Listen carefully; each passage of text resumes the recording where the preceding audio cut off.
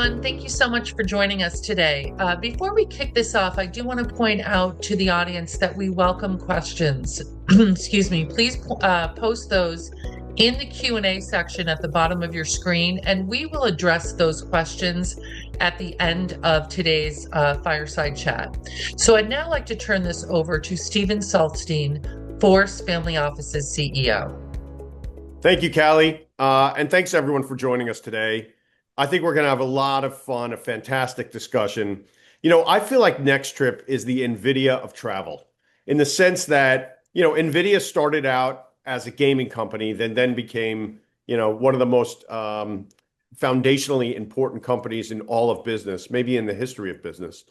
But it started out in gaming, and then through a series of fortunate events, became an AI company. And NextTrip started out in travel booking, and now has become one of the most influential travel media companies in the world. And that's not an exaggeration. It's incredible what they've been doing by fortuitous luck, by amazing design in regards to the acquisitions they've been making, and through hiring incredible people. And so, as many of you are aware, we have Bill Kerby and Richard Marshall, who are part of the C-suite, CEO and CFO, respectively. But today, we are honored to have Ian Sharp, who's the Chief Operating Officer for media. Is that fair? Media, Ian? That's correct. Okay, That's correct. super. All right, Ian. So everyone wants to know. Let's start out with solve the great mystery. What is that beautiful ship behind you?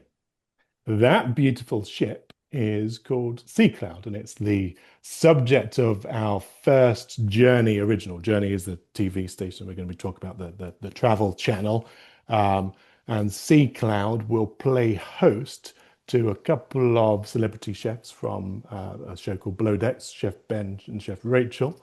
And it starts on its culinary voyage in January, and we are on board filming it and creating a show from that. So when we talk about originals, we're committed to this storytelling, and that's why I have that in the background. I also like it as a representative of our blue ocean strategy here as we're sailing off into exciting territories. And ordinarily, because I generally use a standing desk, although Richard has told me not to today because the swaying puts him off. But I do like to get Richard with a little bit of seasickness, as just to put him off balance. Good. I appreciate that torture. Tell us about you. You have a video game background, which is maybe why I was thinking about NVIDIA. But you have a bigger background than that. So tell us about yourself, your background. Don't be too humble. And then can you please connect the dots as to how it relates to NextTrip? Yeah, sure. And I appreciate in your intro that you did talk about, some excellent hires as well as just, great fortune, because I wouldn't want everyone to think that we lucked into this. This is design as much as good headwinds.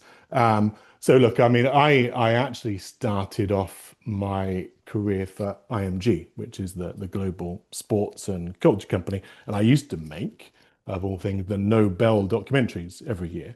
And, oh, wow. And so I learned how to pronounce adenosine triphosphatase, he says. ATP, it's been a while. the energy store of the cell. There you go. Well, you know what? Not to digress, but do you know how I know that? Because yesterday I was studying for ninth grade biology exam. So there Wonderful. You go. Well, look, I think this has already taken an amazing pivot, and we should just go on into quantum physics next. Exactly.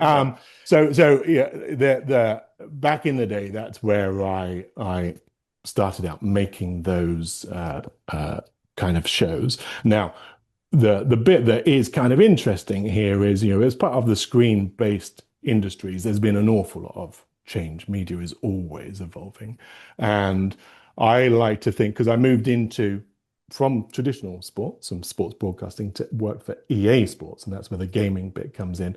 And there's something again, let's go back to our biology this time. There's something called hybrid vigor, right? When you splice two plants, or when you cross-fertilize two industries in this case, you get the best of both breeds. And that's really what we did at EA Sports is we started things like looking at the first social communities. We started to look at in-game advertising. We were really at the forefront of mobile games at that point. And so there we were looking at this intersection of media and games and what we could do with that, building that audience around those huge tentpole franchises like Madden and FIFA. But also we were learning there about how to get people, really hooked and engaged. And so that's, out of all of that, out of that study of that data that came from the games, that always on life cycle, we got a lot of insights into how people behave and how to get them hooked. And the games industry is notoriously good at keeping people, twiddling their thumbs and playing these games and buying more than just the box product for $60 on the shelf. But they've been creating this lifetime value. So we started to look at how we would really monetize that audience. And monetizing that audience meant creating kind of actionable events and calls to action and dopamine hits that tied all of that together to create an immediacy, to create that kind of, I must have that.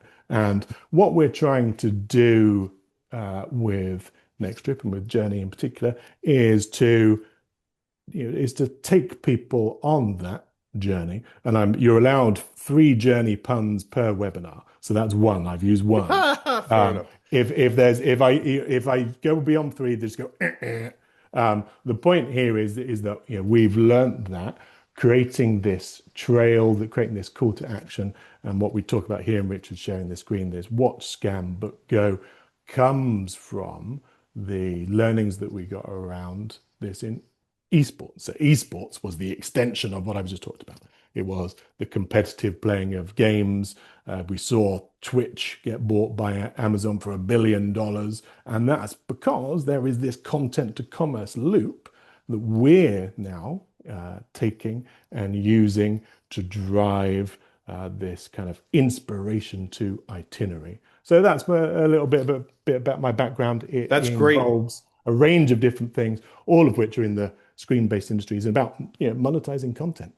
So what is the exact application to NextTrip? How are you creating digital FOMO, turning that into eyeballs that are watching content, and then ultimately converting that into bookings? Yeah, so what Journey gives us, and the various TV channels that we're either acquiring or building, is it gives us a really important, valuable asset in travel, which is attention. So we're owning this inspiration layer with Journey, and whether that's on Fast, whether it's on YouTube, whether it's on social, what we can do is move the consumers from watching to booking inside this ecosystem. And that gives us a kind of compulsion loop that many other travel companies just don't have. That movement from discovery through desire to destination and then transaction. And all of that is within NextTrip. So that's what we're aiming to build.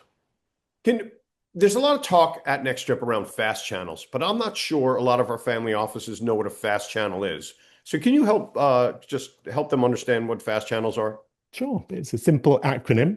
It's free, advertising supported, streaming television.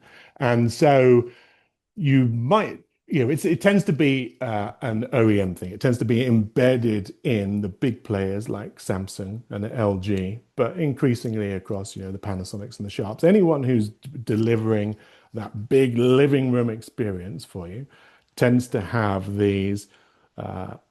It's almost like an old school EPG, an old school cable channel, in that everything plays out in a linear way. It's not video on demand. You're not just clicking and choosing what show you want to watch next. It works on a play out. And because of that, it's probably familiar to a lot of people, because it kind of harkens back to the 90s, the 2000s, before the advent of Netflix and the video on demand stuff. But the important thing here is it is free and it is ad supported. And so you've got an awful lot of people, especially in this day and age when there's a a tightening of belts and people are watching every penny that they spend, free stuff is, if you can watch it for free and it is just interspersed with adverts, people are gravitating towards that. So you're seeing a real boom in this stuff. And what started off as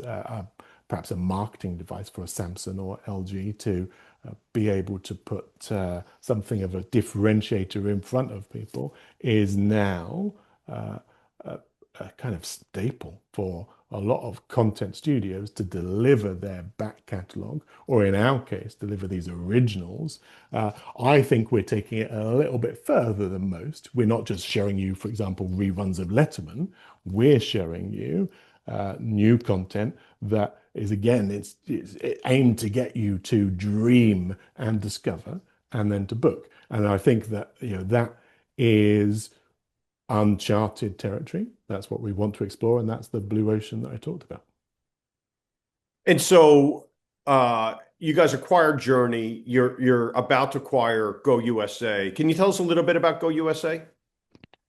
Yeah, so I mean, let's look at the biggest powerhouse in destination marketing, right? It's Brand USA. Biggest country, the most amount of tourists, the biggest spend. Something like $10 billion in the US alone is spent on this advertising space for travel.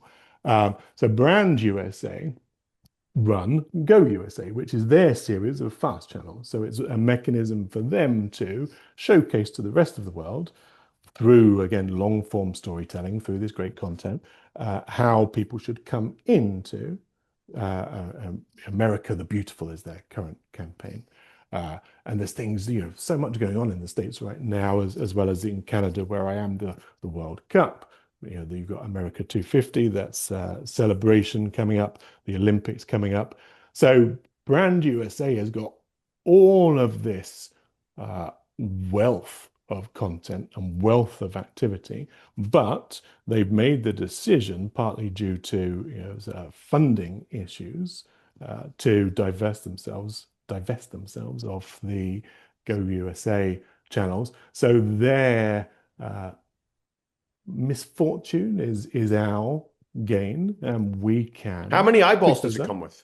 Yeah, good question. It's significant. We think that once we add it to our slate, we're going to be reaching about 250 million eyeballs around the world. That's unbelievable. And what'd you buy it for? What did it cost? I'm not sure that we're able to disclose that. I will defer to my CEO, because we haven't actually finished it. The LOI is all there. We're aiming to close. My esteemed colleague, Richard Marshall, reminds me on a daily basis that I need to get that deal done. Yeah, we're hoping to close in a matter of days, Steve. It's been structured as a cash component. We have the cash sitting in hand already. Some shares, there'll be restricted shares that go to Brand USA, and the defunding was the U.S. government defunding of Brand USA that caused the ability for us to buy this. It wasn't an internal funding issue. And then we'll give them a small tail in advertising on a going forward basis for the content that we'll be marketing into and advertising into. Richard, I hope Trump's not watching this, because I think he's going to be kicking himself. They are already trying to get funding back in, there, but we expect to close very soon and have a big plan. And all I can say, and Ian can probably echo this, is the business partners, the TV companies, the big advertising, the tourism boards, the convention bureaus are extremely excited to see a for-profit versus a non-for-profit government bureaucracy running this, and the scalability, because when we take this with Journey, with what we've done to it as a video on demand as well. Richard, you're kind of you're glitching. Yeah. So let me pick up where Richard is faltering because of his bandwidth everywhere, and then our goal out maybe not. Rich, you're breaking up a little bit, so Yeah. let me just Thanks, piggyback Ian. on that. So look, again, the biggest DMO in the world with these great channels, with this library of content that they filmed for over many years. This has been going for a decade, and of course, yeah, Congress are trying to get back the funding for this entity. It was a not-for-profit, so I think people are excited to see what we can do with it commercially. The if I heard this recently at a big trade show called WTM, which is a kind of mecca for the travel industry. If travel were a country in terms of the spend and GDP, it would be the third biggest country on the planet. So Wow. the Right. lifeblood that Yeah. tourism provides to all countries, to all destinations, to to places like Vegas, all of these hotspots around the world that we'll be talking about in future webinars. All of this is driven by tourism. And so then by extension, if you're the discovery vehicle, because you're the top of the funnel, you're showcasing these destinations by producing great content about them, then we expect to have DMOs and other people in the tourist industry, as well as non-endemics who want to be aligned with the World Cup or or the Caribbean or whatever it turns out to be, that they feel that they want to be alongside those travelers. Then that's why this is a great acquisition to us. We shouldn't lose sight of the fact that in every single country in the world, in terms of discretionary income and what people want to spend, travel sits at the top of all of those barometers, much more than an Apple Watch or a new kitchen or a new car or anything like that. People want to spend on travel because we have this beautiful green pearl green globe that everyone wants to explore. And I think that in times of crisis, and whether it's COVID or whether it's the wars around the world, people kind of remember that there is something beautiful and compelling, and there are all of these great stories out there that people want to go and experience for themselves. And experience is key to all of this, right? That's what we're unlocking here. So talk to me, take that a step further in regards to creator-led storytelling. I mean, it seems like creator-driven content is so important in today's travel economy. And how are you guys thinking about that? Well, I'm going to start off by backing into what you talked about at the beginning with AI and with NVIDIA, because let's not kid ourselves. There's a new revolution happening right under our feet.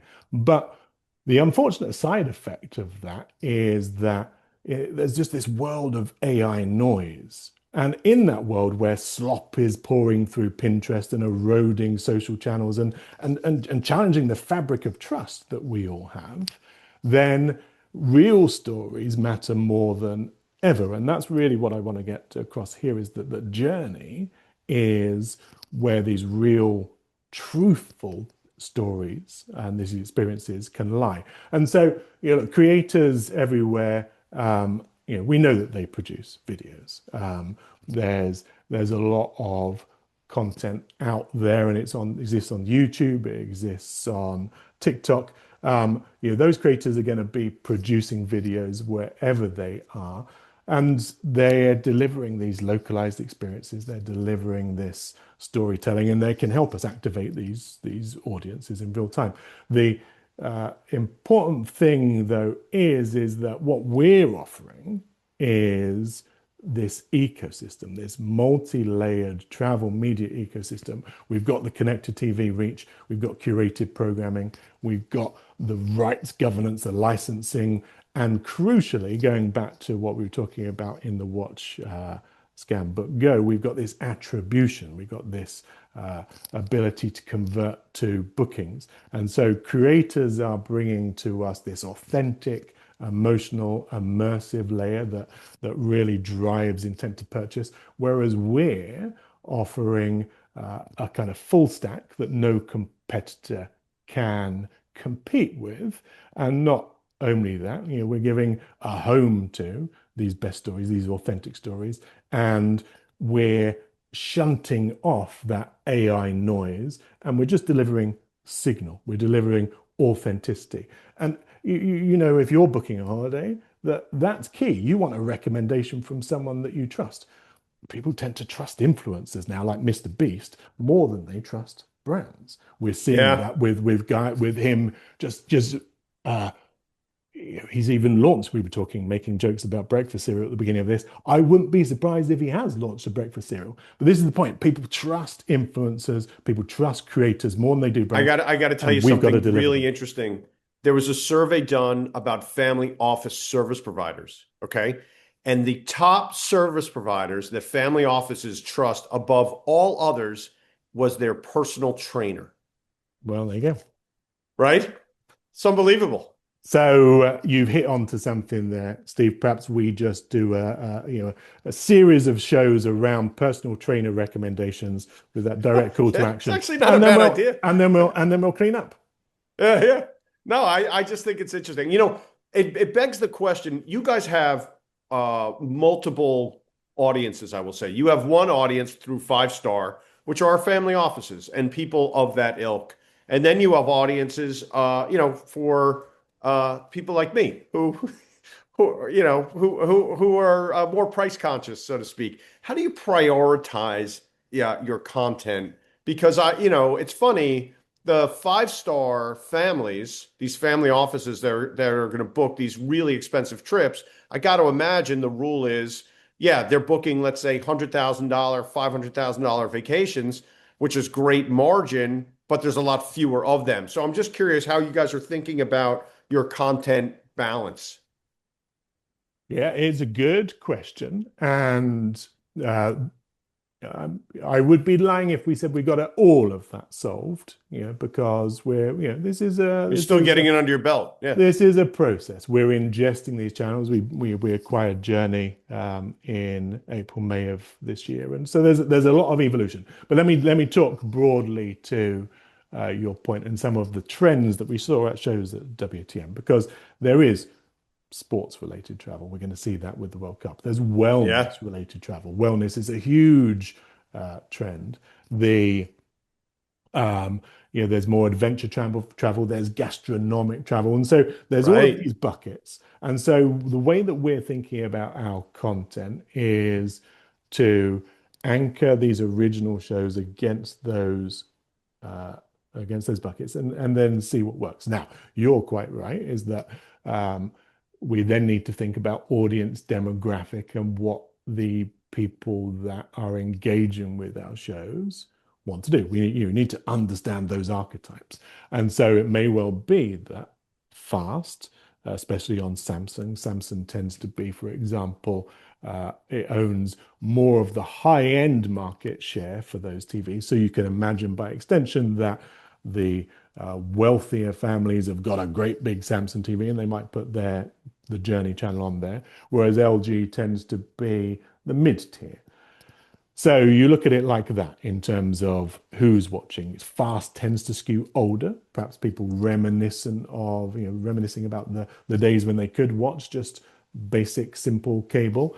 Whereas the social stuff, we're seeing people activate on TikTok, that tends to skew younger, and that's fairly obvious to everyone. So again, you've just got this demographic mix that we need to cater for, and then you've got kind of tried and tested programming stuff, scheduling stuff, where you put certain shows in certain places in your timeline, in your what's the peak timeline, who's watching at midnight, and so you have to play around with those kind of things as well. But broadly speaking, what we're trying to do is create an audience map so that we understand what content to best deliver and to make the recommendations accordingly. And then some of it is very niche. Let's take the sports example again. So at WTM, we were speaking with Oman, wealthy country in the Middle East, bucking the trend in that they're not going so much after the wellness industry, but they are focused on their big partnership with Ironman. They want to get the Ironmen and their families in and running around the deserts there. That's their big drive to get people into their country. And we're putting together some plans and some pitches for them now. My head of channel was saying to me, let's put in some more social stuff, because I'm sure there's a great opportunity there. And I said, well, funnily enough, the people who tend to do Ironman, the Ironman challenges, are kind of 40-year-old plus. The sweet spot is 41 to 45. So there's going to be less social activation against that and more fast activation. And so we don't need to bring in the electronic billboards at university campuses, for example, because correspondingly there's going to be less viewership for that campaign. So those are the kind of things that we're constantly trying to analyze and plan for. And hopefully that gives you a kind of the gamut of the spirit of the answer that you were looking for.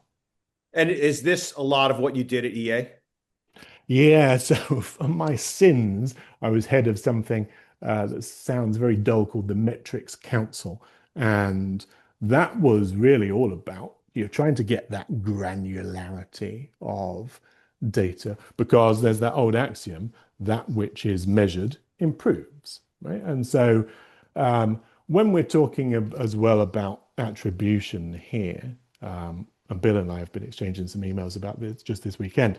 The attribution stuff is key for this industry. They don't want to just see nice storytelling, and they do want to see that, but they ultimately want to prove the results of that.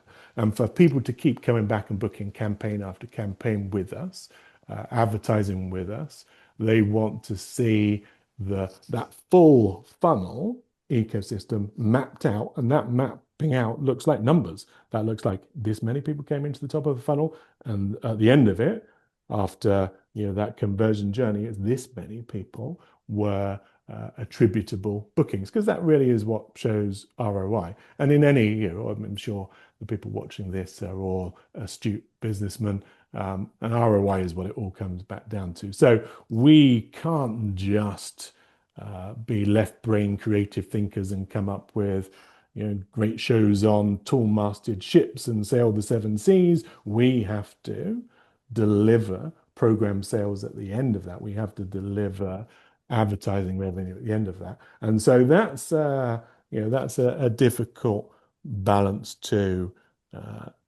pull off. And it is all going to come down to looking at the numbers, measuring those numbers, and then getting the insights from that enable you to grow and evolve the business. So those numbers, are those numbers what lead you when you think about multi-platform distribution? When you think about YouTube and social and fast and even some of these hospitality networks? I mean, how do you think about a multi-platform footprint in the context to expand NextTrip's reach? Partly it's in terms of ownership and control, right? So we certainly want to get into as many homes as possible and have as many fans driving this as possible. But let's take a look at fast. So the detail that comes out of these fast channels, which is as I've said, is a kind of an old school medium, but the data is kind of old school as well, in that when we're doing stuff on the web, we've got all kinds of measurability, and we can use the UTM codes and track it all the way through. When we're reliant on Samsung or LG data, it becomes a little bit more fuzzy. We've talked a little bit about AI slop. Well, one of the only places that is proving impervious to that is YouTube, because there's an element of curation to it, right? So what we're trying to do is build this defensible moat so that we can continue to grow our ecosystem without being overly reliant on all of these platforms. So we're looking at them, we're measuring them, we're seeing what they contribute to the throughput, to that ultimate itinerary to inspiration to itinerary journey. But we've also got to recognize that owned and operated sites like Journey TV, the VOD site that exists on the web, or the apps that we've just launched on Android and Roku and Apple, those are the destinations that we want to bring people to, because we really control those. They can't be turned off. They can't be,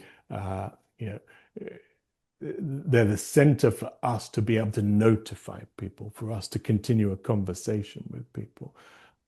Now, that's a long answer, but it's a way of saying we need to be on as many screens as possible. And that's partly because the up and coming generation are watching on as many screens as possible, right? Whether it's attention deficit disorder or just the prevalence of these devices, they're across 5 different screens at any one time. Second screen viewing.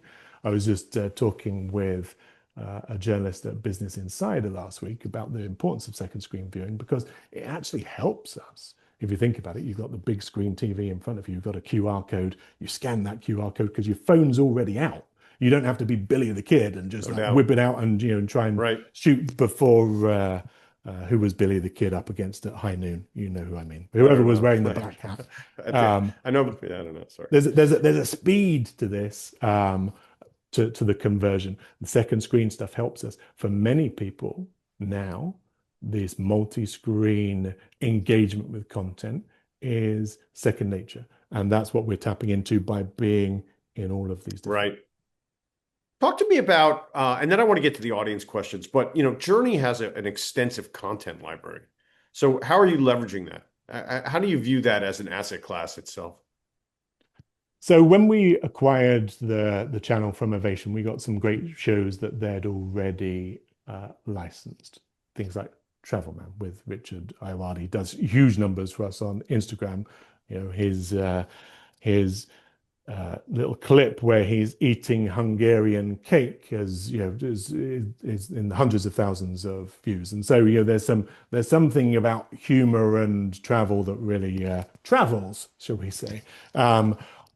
So we inherited some great shows. I've talked a little bit about them. Richard's showing them on the screen. This is the kind of ones that we're aiming to build as well.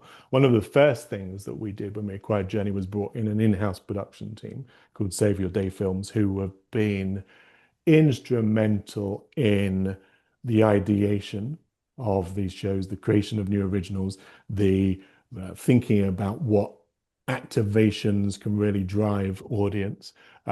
When you've got a team of award-winning creative powerhouses who you can then offer out to DMOs and to brands to say, we can film things for you. We're not just taking what you've got. We can do origination through the editing, through the advertising, to the distribution. We are the one-stop shop to get your message out there. So those guys at Save Your Day Films have come on board and have given us a dimensionality that's important. And then, like we talked about, we're getting the Go USA acquisition. That gives you this voluminous library of stuff that's been shot by some of the great leading lights of documentaries in the US, and we're going to be able to put that out there as well. So we've got several hundred hours of owned content, and the joy is it's evergreen, right? When you build these shows, you not only get a revenue stream around advertising and sponsorship, but you get the program sales. Now, the program sales, as we put them on other channels, perhaps the BBC, or with our partners in Asia, KC Global Media, you spread them around the world. That builds your brand. And so we've got this flywheel where we've got this content that not only monetizes through advertising, but really does enable us to continue growing that lifetime value of the channel, if we were looking at it in games terms. Last question before we go to the audience. So you have this inspiration layer, right, which is the media, and then you have the booking layer, which is travel. How do you guys stack up against the big OTAs? How do you look compared to the OTA? I'll call it competition, although it's probably a little bit apples and oranges.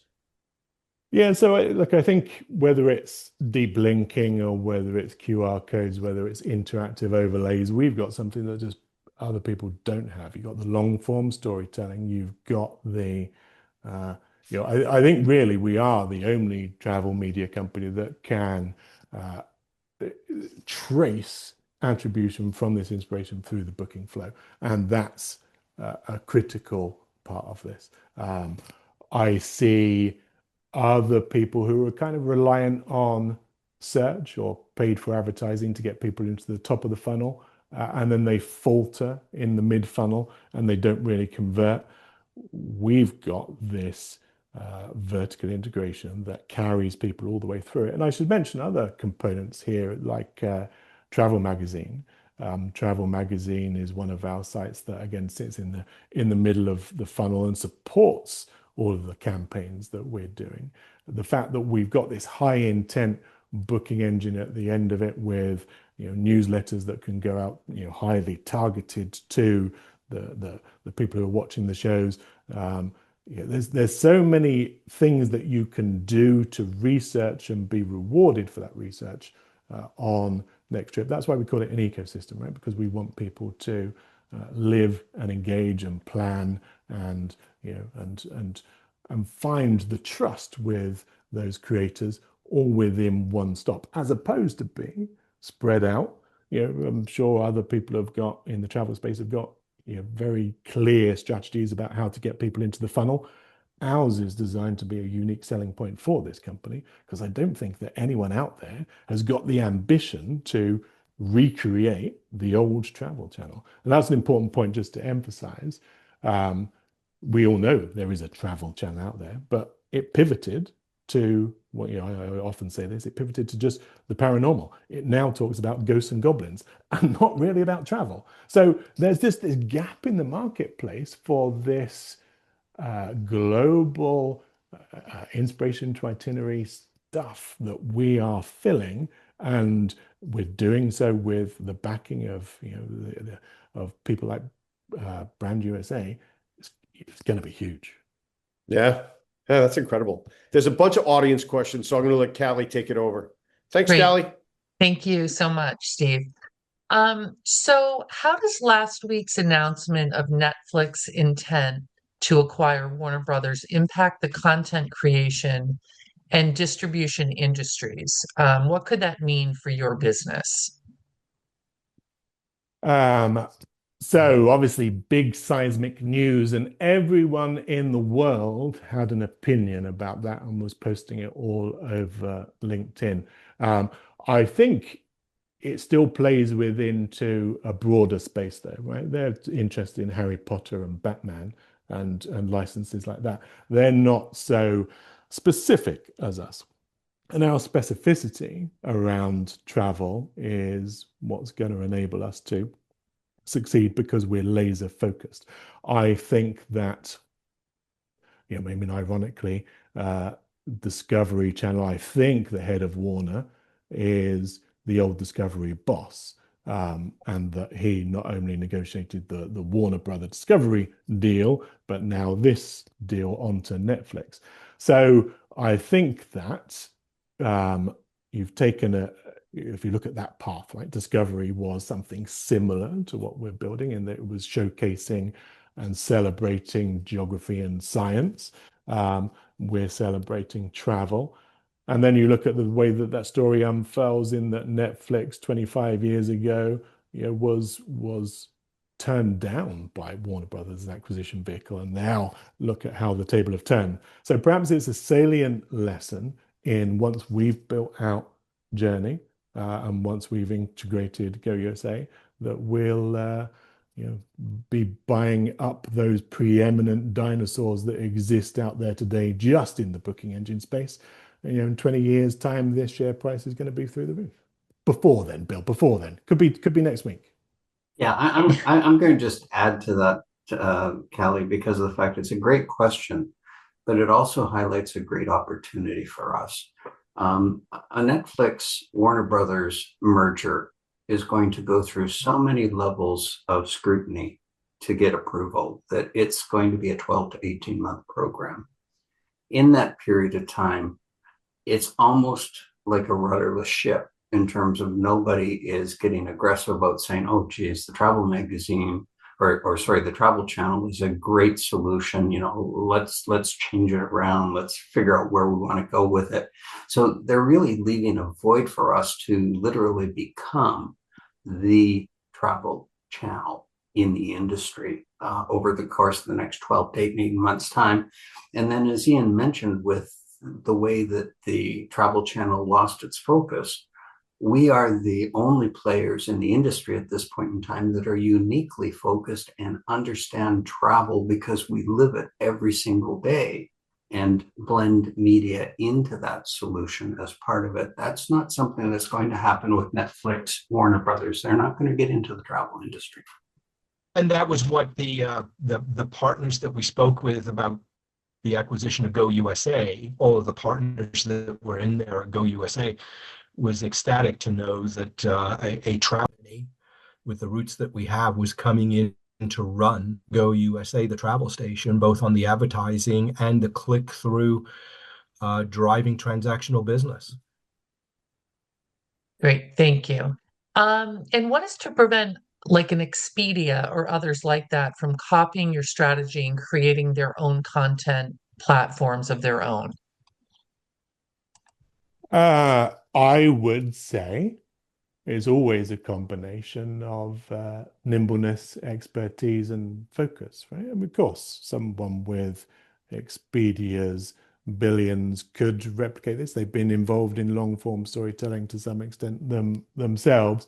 Whether they have the right DNA, well, that's why we asked perhaps why Steve asked me the question in the first place, about the gaming background and stuff. Have they got the right DNA to pull all of this together? Some of the colleagues that came with me from EA and other companies have again got that same DNA. So of course they could construct it, but it would take time. It would take focus, and it would take copying all of the people that we brought together from those different disciplines, and we're unifying them. That's taken us some time, but I think we're ahead of the game, and that we've got a playbook that is the envy of the travel industry. Especially when you look at the acquisition we closed of Journey the end of this spring, the launching of this KC Global Media, which are the former Sony principals in Southeast Asia, taking all of our content in a partnership into Southeast Asia, and then the closing of Go USA in a matter of what could be days.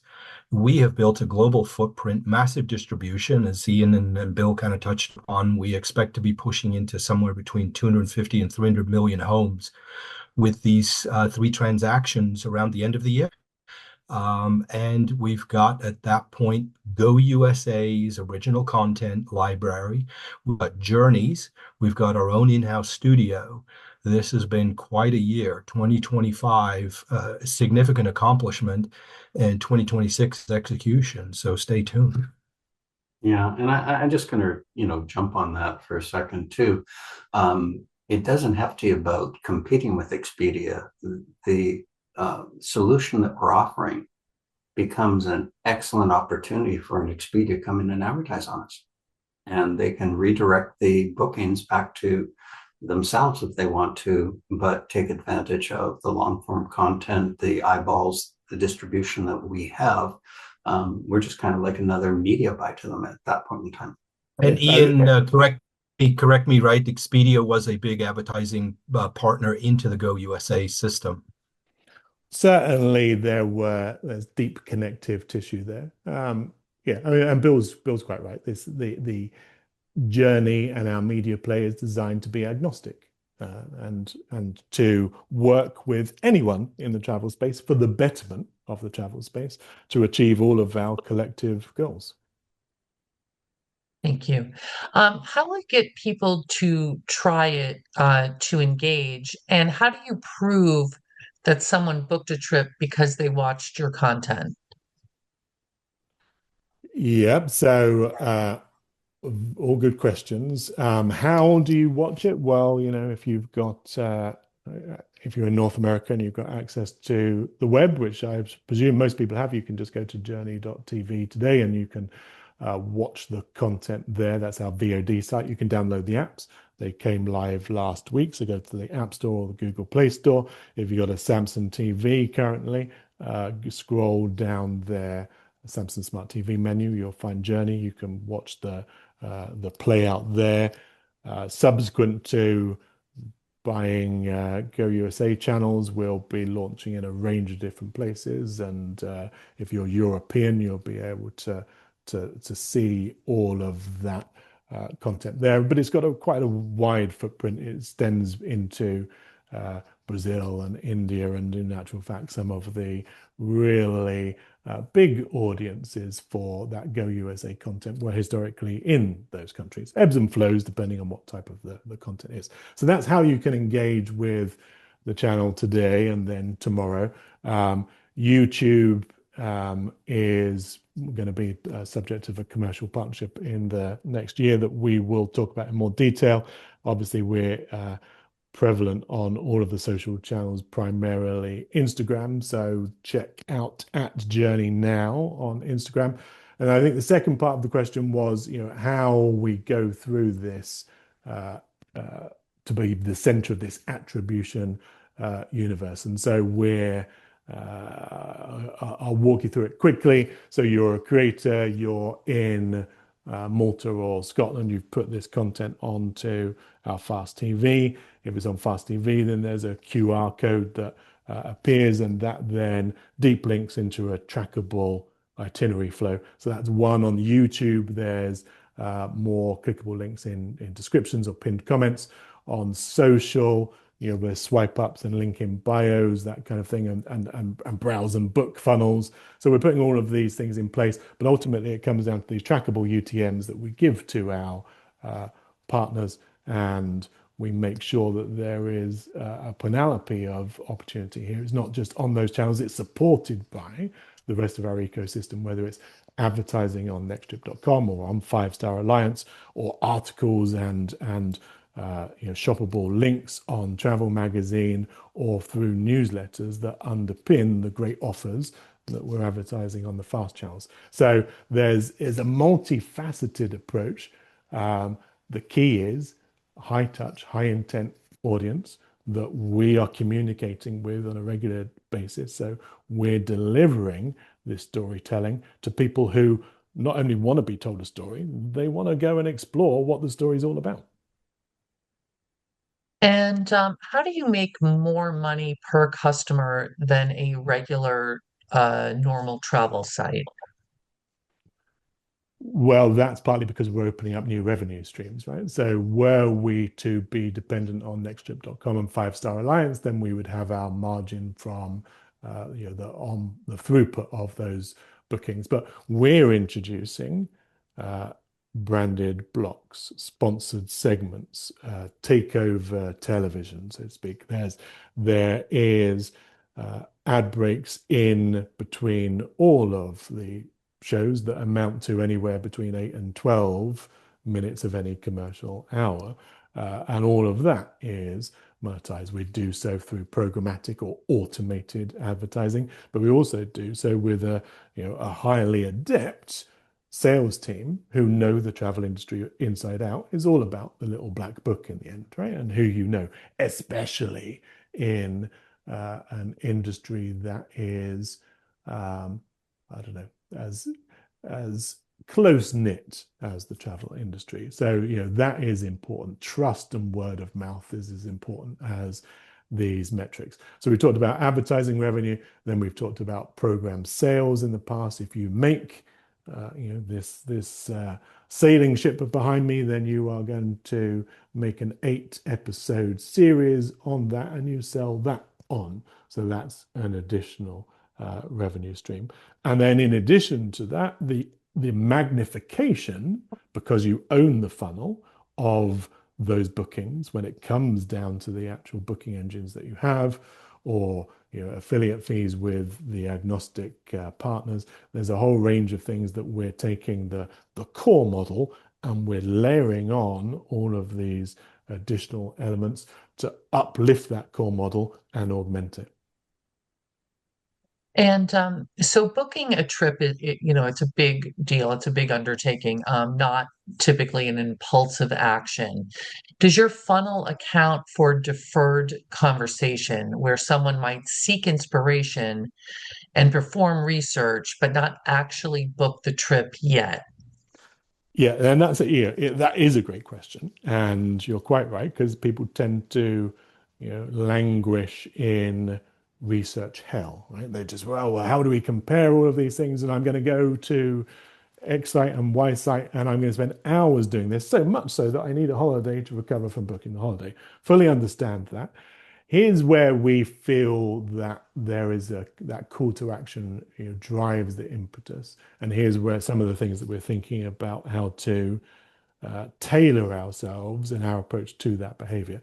And let's take the World Cup, for example, because it's a destination event. There are fixed dates in the schedule. The World Cup draw was just last week, and I couldn't pinpoint an exact stadium and an exact match. But let's just say, for the sake of example, Scotland are playing in the Gillette Stadium in Boston. And so they know what that date is, and they're going to book their trip of a lifetime, and they're going to go there. And then there's several weeks between that match and the next match. Inevitably, Scotland will get knocked out. So, people want to make the most of that time in the States. So they're going to look at things and book around it. And it's creating that event anchor, whether it is a stadium tour by your favorite pop group, whether it is the World Cup, whether it's grandpa's birthday. When you know that people are going to go there, NextTrip not only has the ability to give you allow you to build an itinerary there, but we've got these group bookings packages that enable you to shift large numbers of people to these places and then plan accordingly. So that's internally, as we build out our attribution focus, we're thinking about using events as the fulcrum to drive a better call to action to avoid that analysis paralysis that so many families might get into. And Bill, I don't know if you've got any extra thoughts on that. You are, after all, the travel guru more than me. I'm just the media mouthpiece. Well, I'll just take it to the next level, and this is really what we're building out with Travel Magazine, is that ability to be able to go in, source content, access concierge service capabilities, be able to read blogs, watch television, and start to create the vacation that you want to create. And whether you book that vacation tomorrow or 6 months from tomorrow, because of the fact you do that on our platform and our system, we know how to market to you. And every time we market to you, we make more money. But we're marketing to you if you want to go to that game at Gillette Stadium. That's what we're pushing to you. We're not pushing to you a program that says, hey, have you been to Florida lately? Thank you. And how do you motivate creators to help you sell travel without giving away all the value? I think that, just by creating a space where they do have that end-to-end support, everything that I talked about, from licensing to truly global distribution to a fair share of the proceeds to support from professional cameramen to deep links into the travel industry. Every week we work with our PR partners, Finn. We're constantly talking to them about talent and about reaching out to talent, about people who've got stories, and we talk to them about why they would come and broadcast on a relatively new channel like Journey, and as we expand into our YouTube family, and the reason is because we are delivering a much broader, wider reach for them. We want them to be their ambassadors, and we want them to be rewarded for it. And so, we're in the process of working out what that kind of ownership or participation looks like. And I think that that's key, because if you are a creator and you are preeminent in this space, you are the trusted voice, you are the authority, then we need to not only piggyback on that, their ambassadorial status and their expertise, we need to reward that. And so that coming up in 2026, you'll see some exciting competitions to find the new face, what we call the new Anthony Bourdain, in the sense that there was someone like Tony, who was this titan of travel television. We want to find someone who can step into his shoes, and we want them to be partnered on the journey with us. And I've now definitely used up all 3 of my lives. Thank you. And so we're starting to run out of time. So talk a little bit about how do you foresee your revenue mix, and when do you see profitability? So, sorry, Bill, do you want to take that one? Yeah, I'll start with that, and you can correct me where I'm wrong on the media side. But one of the things that we've been pushing on is to be able to create this huge funnel on the media side, and that's the audience that's needed, and that eliminates a lot of the competition that other travel companies have, where they're having to spend massive amounts of money to market against the Expedias and Booking.coms of the world, who are spending $5 million a day each in order to promote their programs. And so putting this system in place was the first step in order to moving towards profitability. The second step is to be able to have the media side large enough that we can create very interesting advertising packages for us. And to this point in time, with an audience of about 20 million in Journey, what we've been doing is we've been focusing on touch points of what I refer to as $25,000 advertising packages. Where this really changes is when you bring in Go USA and you launch the KC Global Media, and you go from 20 million audience to 250 million audience. Those packages adjust at the same time. They're no longer $25,000 packages that we're offering, they're $250,000 packages that we're offering. And so the heavy lifting has been done over the course of the last 18 months to get us to this point in time. What happens over the course of the next 90 to 180 days time is $25,000 packages turn into $250,000 packages with high margin in them. And so moving us from a cash burning company to a very profitable company transitions directly through the media side of it. And then, of course, there's overflow from the media side, which is as people are watching the channel and clicking through to do bookings, that becomes the driving force behind our travel platforms, and they become more profitable. And so, long answer to a very short question, but we think we'll be moving our company into profitability using those 2 solutions over the course of the next 90 to 180 days. Great. And I have nothing further to add to that. He's the CEO, and he gets to say exactly what he likes. Great. Well, thank you very much, everyone. We are out of time. If you do have additional questions, please reach out to me. Everyone has my email address. I'm happy to facilitate a conversation with the team here. In turn, they will have all of your information as well. We'll be reaching out. I just want to thank everyone for joining, and thank you to the NextTrip team for a wonderful conversation. And I hope everyone has a great day.